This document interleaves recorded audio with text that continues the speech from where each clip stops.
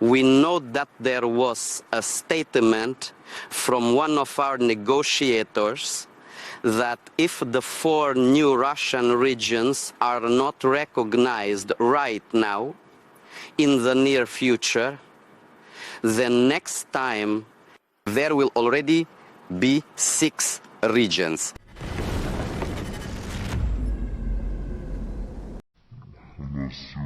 Russian President Vladimir Putin had rebuffed President Volodymyr Zelensky, his European allies, and the US. And in response, Donald Trump simply went along with it, excusing his Russian counterpart for not attending the peace talks in Istanbul that Putin himself proposed. As the Russian and Ukrainian delegations emerged from the Istanbul palace on May 16th after just 2 hours, there were glimmers of hope, with both sides agreeing on what will be the largest prisoner swap yet. But as details of the meeting began to leak, one thing was clear. Russia has no appetite for a ceasefire, no intention of stopping the war in Ukraine, and months of Trump-led peace talks have done nothing to sate the Kremlin's maximalist demands, first floated back in 2022 at the start of the invasion. Putin is laughing at Trump in front of the whole world, a Ukrainian infantryman identified only by his call sign, Mamai, in accordance with military protocols, told the Kyiv Independent. Based on the results of 3 years of war, in Putin's eyes, all the leaders of the Western world are weaklings and suckers. After a day 1 that descended into a name-calling shambles without even delivering any talks, hopes were slightly higher on May 16th that the 2 delegations would meet, if only because this time they were both definitely in the same city from the get-go. Delayed by an hour, the talks began at lunchtime and were over less than 2 hours later. On a positive note, Russia and Ukraine reached an agreement for the exchange of prisoners of war on a 1,000 for 1,000 basis, Defense Minister Rustem Umerov, who was leading Ukraine's delegation, told reporters after the talks. A source in the Ukrainian president's office, briefed on the talks, told the Kyiv Independent that Kyiv also offered an immediate ceasefire and to hold a face-to-face meeting between Zelensky and Putin. In return, the Russian delegation refused, instead insisting that Ukraine withdraw from Donetsk, Luhansk, Zaporizhzhia, and Kherson oblasts, despite Russia not controlling any of them in their entirety. The Kremlin illegally declared the annexation of the 4 oblasts following sham referenda in late 2022, incorporating them into Russia's constitution, a move that holds no weight internationally. The Russians, as predicted, have demonstrated complete unreadiness for real negotiations, Yaroslav Yurshishin, a lawmaker from the Holos Party, told the Kyiv Independent.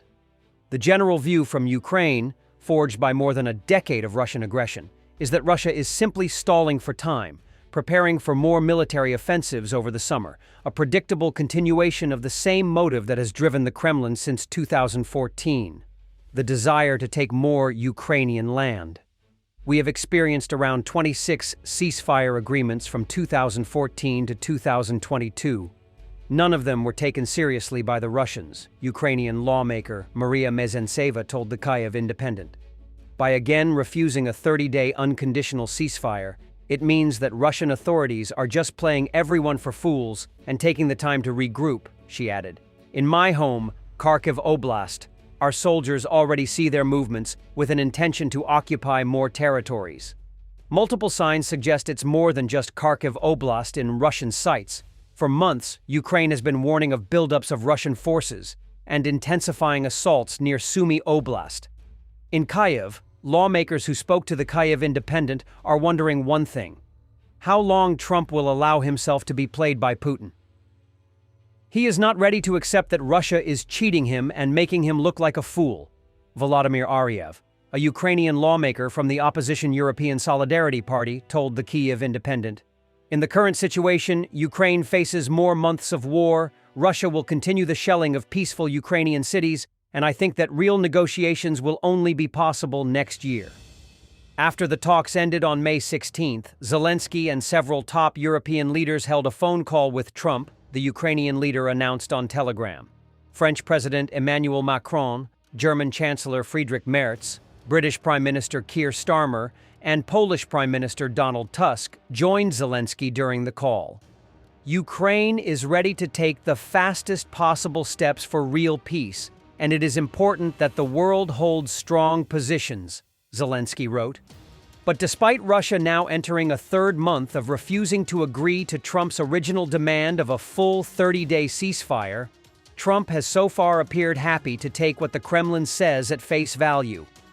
Lamenting the differences in Western unity and the U.S. position on Russia under Presidents Trump and Joe Biden, Ukrainian lawmaker Oleksandr Mereshko told the Kyiv Independent the current White House's illogical and inconsistent approach meant Ukraine was now in a worse position than at any time since the early days of the full-scale invasion. Russian media. Next time, it'll be 6 regions. At Istanbul talks, Russia threatens to seize 6 Ukrainian regions if Kyiv doesn't yield 4 annexed ones. Medinsky earlier boasted of demanding 8 regions. As for the statements that followed internally from the parties, from our side, we know that there was a statement from one of our negotiators that if the 4 new Russian regions are not recognized right now, in the near future, then next time there will already be 6 regions. This phrase was mentioned internally.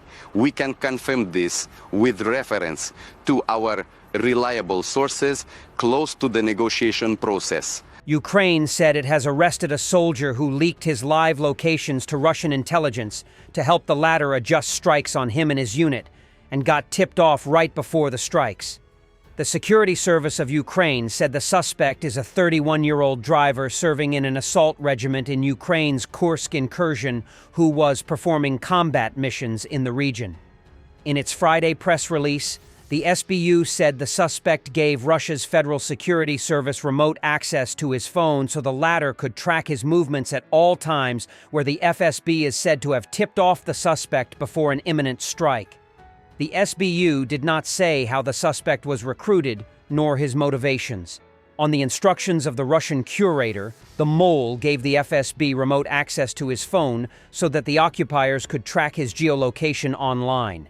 In this way, the aggressor tried to use the traitor as a living beacon for launching attacks on the defense forces, the press release says. Before the shelling, the occupiers sent him a message asking him to urgently leave the fire zone, it adds. The SBU said the suspect later left his unit voluntarily and went into hiding in Kharkiv, Ukraine's second-largest city in the east, next to the Russian border, where he awaited extraction to Russia when he was arrested by the SBU. The SBU said it seized the phone used to communicate with the FSB, adding that the suspect is charged with high treason under martial law and faces life in prison if convicted. Earlier in May, the SBU claimed another soldier was arrested for supplying Russia's military intelligence with his unit's location.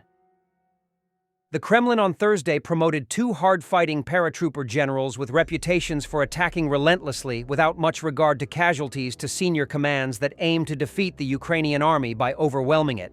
Colonel General Valery Solodchuk, a career airborne infantry officer, was appointed the new commander of Russia's Central Military District, the main Russian army command responsible for ground and air operations in Ukraine's war-critical Donbass region.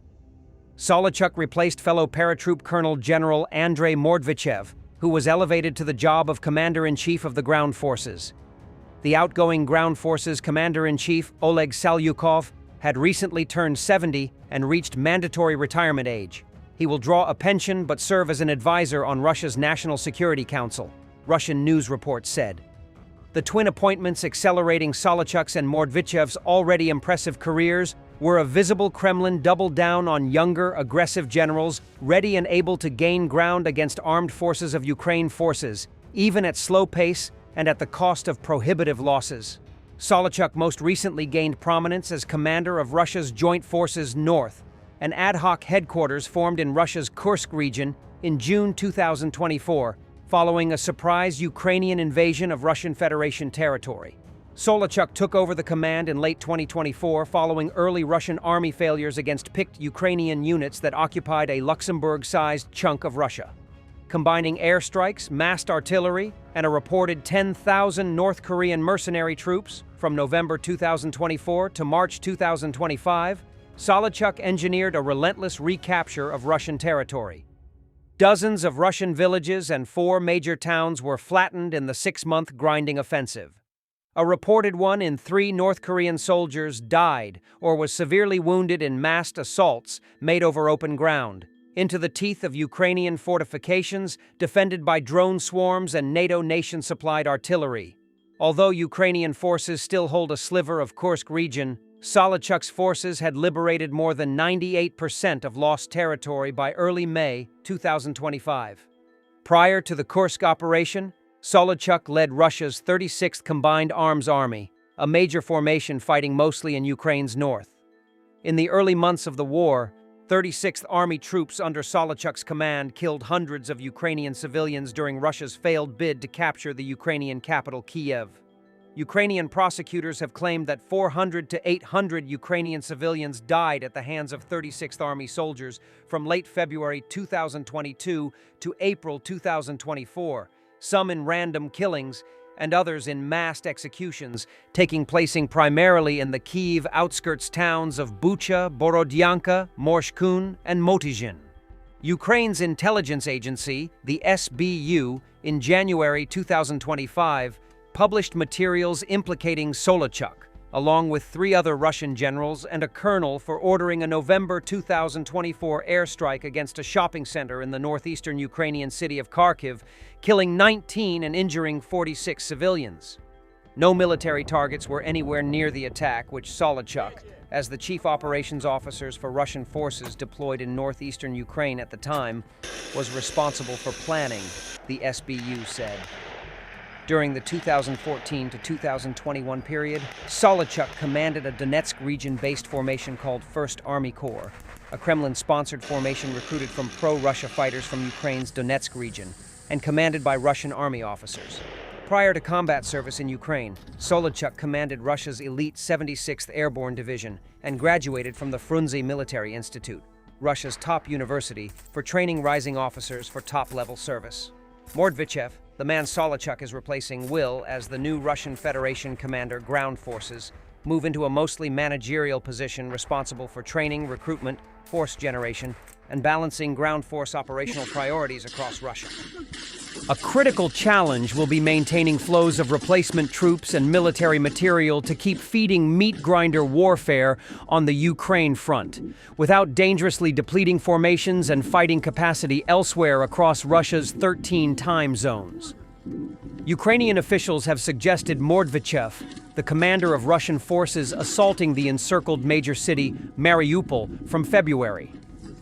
24 May 2022 is complicit in the deaths of at least 20,000 civilians by military action, cold, starvation, and sickness. During the Mariupol battle, Russian forces under Mordvichev's command bombarded and partially leveled the Azov seaport city using tanks, mortars, cannon, artillery rockets, tactical strike aircraft, strategic bombers, and naval gunfire.